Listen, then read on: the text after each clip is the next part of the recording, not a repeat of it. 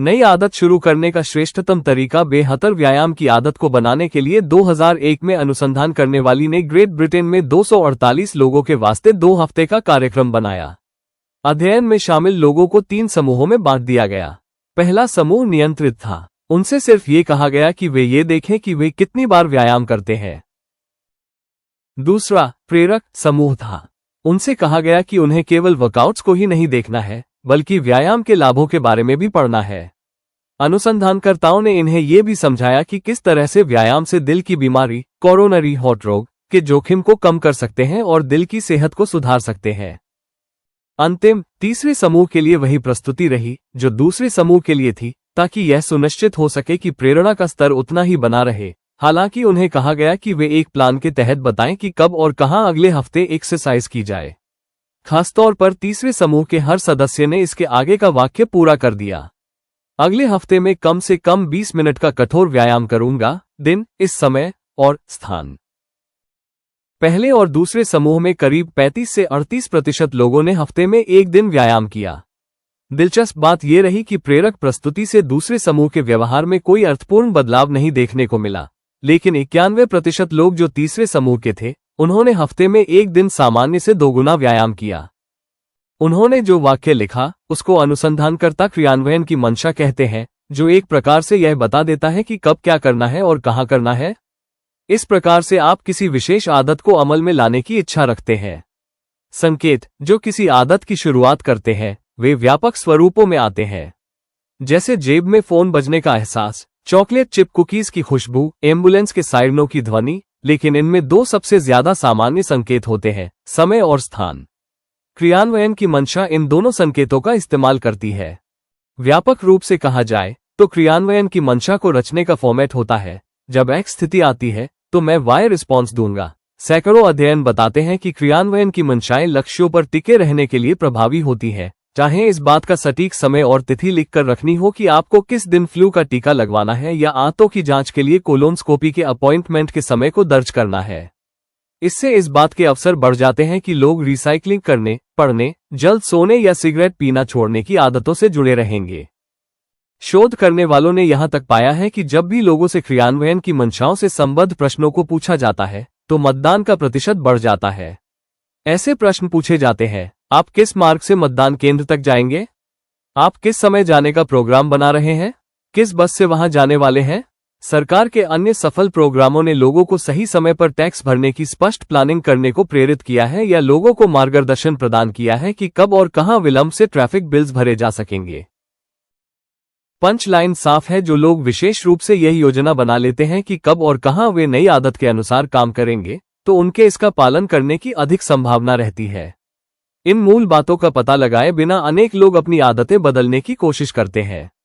हम खुद से ही कहते हैं, मैं सेहतमंद भोजन करूंगा या मैं ज्यादा लिखूंगा, लेकिन हम यह नहीं कहते कि कब और कहां पर ये आदतें साकार होंगी। हम इसे अवसर और उम्मीद के हवाले कर देते हैं कि हमें ये करने की याद रहेगी या फिर उचित समय आने पर आप प्रेरित अनुभव करेंगे। क्रियान्वयन की मंशा अस्पष्ट धारणाओं जैसे मैं अधिक व्यायाम करना चाहता हूं या मैं ज्यादा काम करना चाहता हूं अथवा वोट देना चाहिए को खत्म करती है और उन्हें ठोस कार्य योजना में बदल देती है। कई लोग सोचते हैं कि उनमें प्रेरणा की कमी है, जबकि उनमें वास्तव में स्पष्टता की कमी होती है। यह हमेशा स्पष्ट नहीं होता कि कब और कहां कार्रवाई की जानी चाहिए। कुछ लोग उचित समय की प्रतीक्षा में पूरा जीवन निकाल देते हैं ताकि वे कुछ सुधार कर सकें। एक बार जब क्रियान्वयन की मंशा तय हो जाती है तो फिर प्रेरित होने के लिए प्रतीक्षा नहीं करनी पड़ती। उदाहरण के लिए, क्या मैं आज एक चैप्टर लिखूं या नहीं? क्या मैं आज सुबह या फिर दोपहर के खाने के बाद ध्यान करूं? जब कार्रवाई का क्षण आता है तो फैसला लेने की जरूरत नहीं पड़ती है। आप आसानी से पूर्व निर्धारित योजना का अनुसरण करते जाते हैं। अपनी आदतों में इस रणनीति को लागू करने के लिए इस वाक्य में रिक्त स्थानों को भरें। मैं व्यवहार को तय समय पर नियत स्थान पर करूंगा। ध्यान, मैं सुबह 7 बजे 1 मिनट के लिए रसोई में ध्यान करूंगा करोगी। पढ़ाई, मैं संध्या को 6 बजे 20 मिनट तक अपने शयन कक्ष में स्पेनिश पढ़ूंगा पढ़ूंगी। व्यायाम, मैं संध्या 5 बजे 1 घंटे तक स्थानीय जिम में व्यायाम करूंगा करोगी। विवाह, मैं सुबह 8 बजे अपनी जीवन संगिनी साथी के लिए रसोई में चाय बनाऊंगा बनाऊंगी। यदि आप इस बात को लेकर निश्चित नहीं हैं कि आदत को कब से शुरू करें, तो किसी हफ्ते, माह या फिर वर्ष के पहले दिन ऐसा करने की कोशिश करें। इस बात की संभावना ज्यादा रहती है कि लोग उस समय कदम उठाएं, क्योंकि उस समय आशा सामान्यतः ज्यादा होती है। यदि हमें आशा है तो हमारे पास काम करने का कारण होता है। नई शुरुआत हमेशा प्रेरित करती है। क्रियान्वयन की मंशाओं का एक अन्य लाभ भी होता है। आप क्या चाहते हैं और कैसे उसे हासिल करेंगे, इसके बारे में स्पष्ट होने से आपको उन चीजों को ना कहने में मदद मिलती है जो आपकी प्रगति को पटरी से उतार देती है, आपका ध्यान भंग करती है और आपको मार्ग से भटका देती है। कई बार हम छोटे से निवेदन को भी हाँ कह देते हैं क्योंकि हमें स्पष्ट नहीं होता है कि हमें करना क्या है। जब आपके सपने धुंधले रहते हैं तो पूरे दिन छोटे छोटे बहानों को तर्कसंगत मानना आसान हो जाता है और हम कभी भी सफलता के लिए जरूरी चीजों की ओर स्पष्ट नहीं हो पाते हैं। आपकी आदतों को कुछ समय और गुंजाइश दें ताकि वे बनी रह सकें। लक्ष्य का अर्थ समय और स्थान को स्पष्ट करना है। आदत को बार बार दोहराने से उस स्थिति में भी आपके भीतर सही समय पर सही कदम उठाने की तीव्र इच्छा पैदा होती है जब आप कह भी नहीं सकते कि ऐसा क्यों है।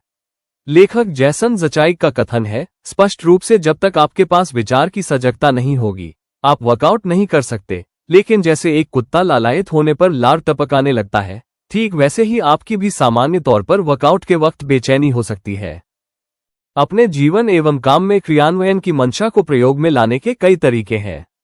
स्टैनफोर्ड में प्रोफेसर रहे बीजे फॉग से मैंने एक तरीका सीखा जिसे मैं आदतों को क्रमबद्ध करना कहता हूं और यह मेरा पसंदीदा उपाय है। आदतों को क्रमबद्ध करना अपनी आदतों को पूरी तरह से बदलने का आसान उपाय। फ्रांसीसी दार्शनिक डेनी दिदरो पूरे जीवन गरीबी में रहे, लेकिन 1765 में एक दिन सब बदल चुका था। दिदरो की बेटी की शादी होने जा रही थी और वह उस शादी का खर्च भी वहन नहीं कर सकते थे। धन की कमी के बाद भी दिदरो को उस समय के विश्वकोश एनसाइक्लोपीडी के लेखक और सह संस्थापक के रूप में उनकी भूमिका के लिए जाना जाता था। जब रूस की महारानी कैथरीन द ग्रेट ने दिदरो की वित्तीय परेशानियों के बारे में जाना तो उन्हें दुख हुआ।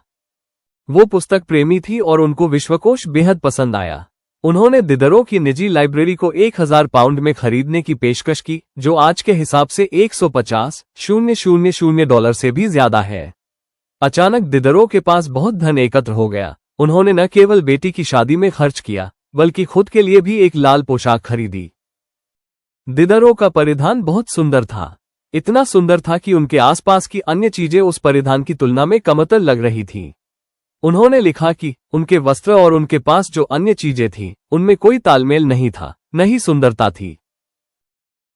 दिदरो में जल्द तीव्र इच्छा पैदा हुई कि उनके पास जो चीजें हैं, उन्हें भी अपग्रेड किया जाए। उन्होंने अपने कालीन को दमिश्क से लाए गए कालीन से बदल दिया। उन्होंने महंगी मूर्तियों से अपने घर को सजाया। उन्होंने चूल्हे के ऊपर रखने के लिए कांच खरीदा और एक बेहतर किचन टेबल खरीदी। उन्होंने अपनी पुरानी बेत की कुर्सी को हटाकर चमड़े की कुर्सी खरीद ली। जिस तरह से डोमिनोज एक के बाद एक गिरते हैं, उसी तरह से उन्होंने एक के बाद एक चीजें खरीदी। दिदरो का व्यवहार असामान्य नहीं था। वास्तव में एक चीज के बाद दूसरी चीज खरीदने की प्रवृत्ति को दिदरो इफेक्ट कहते हैं। दिदरी इफेक्ट के अनुसार नई नई चीजों को खरीदने से अक्सर खपत की सर्पिली रेखा बन जाती है। इससे व्यक्ति और खरीदारी करने लगता है। इस पैटर्न को कहीं भी देखा जा सकता है। आप वस्त्र खरीदते हैं तो नए जूते लेते हैं और उसी को मैच करती हुई ईयर रिंग्स भी ले लेते हैं। आप सोफा लेते हैं तो आप लिविंग रूम की पूरी सजावट पर सवाल उठाने लगते हैं। आप अपने बच्चे के लिए खिलौना लेते हैं और उसकी एक्सेसरीज को भी खरीदने लग जाते हैं। ये खरीद की श्रृंखला है। अनेक मानव व्यवहार इसी चक्र का अनुसरण करते हैं। जो आपने हाल ही पूरा किया है, उसी के आधार पर आप अक्सर तय करते हैं कि आगे क्या करना है। बाथरूम जाने के साथ हाथों को धोना और उन्हें सुखाने का ध्यान आता है, जो आपको याद दिलाता है कि खराब और गंदे टॉवल को धोना है, तो आप डिटर्जेंट को भी खरीदारी की सूची में डाल लेते हैं और इस तरह से कई चीजें जुटती जाती है। कोई भी व्यवहार एकाकी नहीं रहता है। हर कार्य में अगले व्यवहार का एक संकेत रहता है।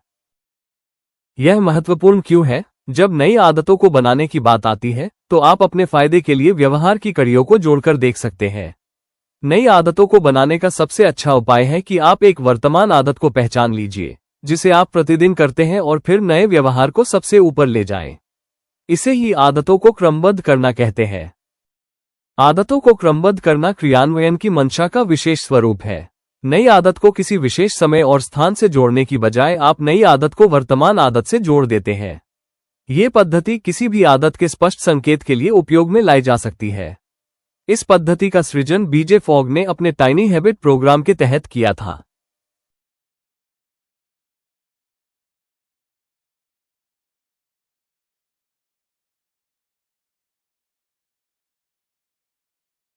Benefits of reading a book. 1. Increases knowledge. 2. Improves vocabulary and language. 3. Enhances thinking ability. 4. Improves concentration. 5. Reduces stress. 6. Boosts imagination. 7. Builds personality. 8. Slow dopamine release.